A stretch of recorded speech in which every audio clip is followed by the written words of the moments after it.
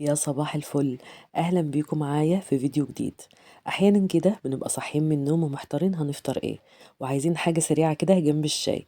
فاول حاجة بتيجي في بالنا هي الكيك. النهاردة بقى حضرت لكم وصفة كيك من ألذ وأطعم الكيكات اللي انتوا ممكن تعملوها، وبمقادير بسيطة جدا جدا. كيكة أمهاتنا بتاع زمان هنعملها النهاردة بعصير البرتقال، وكمان هنعملها في الخلاط وهنحضرها في أقل من 5 دقايق. ما شاء الله الكيكة مرتفعة جدا وسكرها مظبوط وطعمها في منتهى الجمال. بس لو أول مرة بتشوفوني أنا اسمي سلوى، ما تنسوش تحطوا اللايك للفيديو وتشتركوا في القناة. ويلا بينا نسمي الله ونصلي على رسول الله ونشوف المقادير بتاعتنا عبارة عن ايه. اللهم صل وسلم وزد وبارك عليك يا سيدي يا حبيبي يا رسول الله. في الأول في الخلاط عندي كده، في الخلاط عندي هنزل فيه ب3 بيضات بدرجة حرارة المطبخ، ولازم أخرج البيض قبلها من التلاجة ب10 دقايق أو ربع ساعة عشان يبقى بدرجة حرارة المطبخ. وهنزل عليهم كمان بكيسين من الفانيليا البودر، وكمان هنزل عليهم بذرة صغيرة كده من الملح، حاجة كده ما بين صوابعك من الملح.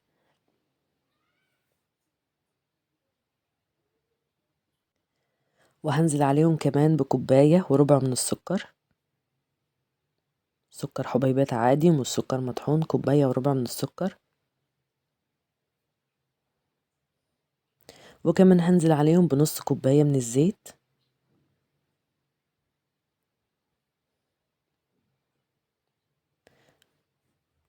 وهنزل عليهم كمان بكوباية من عصير البرتقال، وطبعا العصير مضروب ومتصفي كويس. واخر حاجة بقى هنزل عليهم بمعلقة كبيرة من الخل. وبعد كده هاخد المكونات دي هضربها في الخلاط من دقيقتين ل3 دقايق لغاية لما لون الخليط يفتح معايا ويبقى بالشكل اللي انتوا هتشوفوه ده. وهو ده شكل الخليط بعد ما ضربناه في الخلاط. بعد كده هجيب بولة عندي كده وهنزل فيها بالخليط اللي انا ضربته كده في الخلاط.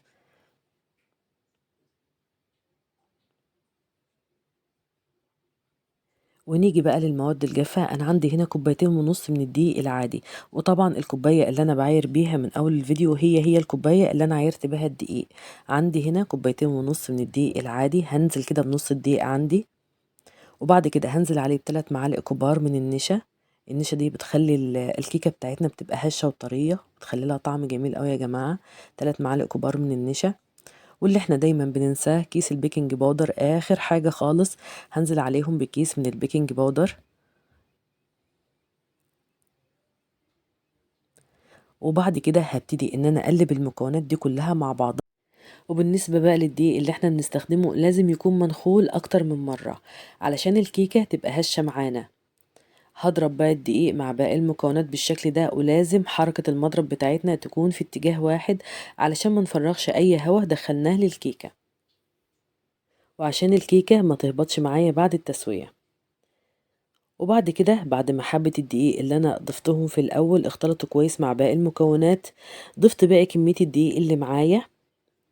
وما تنزليش بباقي كمية الدقيق غير لما تحسي ان الحبة اللي انت ضفتيهم في الاول اختلطوا كويس مع باقي المكونات.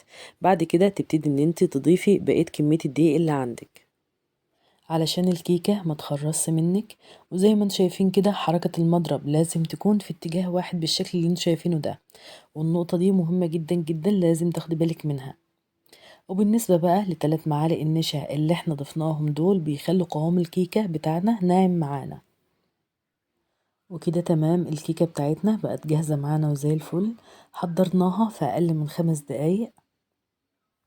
وهو ده قوام الكيكة المظبوط، لا هو تقيل قوي ولا هو خفيف قوي. وبعد كده في صينية عندي مقاس 24، وممكن صينية مقاس 24 أو 26 تنفع معاكي برضو. جبت الصينية بتاعتي ودهنتها دهنة خفيفة كده من السمنة، وبدرتها بالدقيق بالشكل اللي انتوا شايفينه ده. وهنزل في الصينية بالخليط بالشكل ده وهوزعه في الصينية كويس. وبعد كده هديها خبطتين كده علشان اخرج الهواء اللي جواها. وهدخلها فرن على درجة حرارة 180 درجة. هتاخد معايا في الفرن نص ساعة. هتاخد لون من تحت، ولو محتاجة الوش ياخد لون معانا تفتحي لها الشواية من فوق من دقيقة لدقيقتين مش اكتر من كده، هتاخد اللون الذهبي الحلو اللي انتوا شايفينه ده. وبعد ما تطلعيها تسيبيها تهدى كده شوية، وبعد كده تبتدي ان انت تقطعيها. اعمليها مش هتاخد من وقتك 5 دقايق جنب كوباية الشاي وحاجة كده زي العسل، طرية وسفنجية وهشة على الآخر. وكمان مكوناتها بسيطة ومفيش أسهل من كده، وحرفيا ريحة البرتقان اللي فيها بتقلب ريحة الشارع.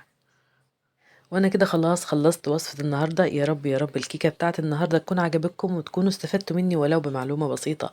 وعايزة اقول لكم ان الكيكة دي انا معتمدة مكوناتها من 20 سنة، وبعملها بتطلع معايا مرتفعة وهشة وطعمها زي العسل، ومحدش اكلها من ايدي غير لما شكر فيها وقال لي انها احلى كيكة اكلها. اللي ما اشتركش في القناة يشترك بقى في القناة، واللي ما فعلش زر الجرس واشتركوا بسرعة وفعلوا زر الجرس. واستودعكم الله الذي لا تضيع ودائعه، والسلام عليكم ورحمة الله وبركاته.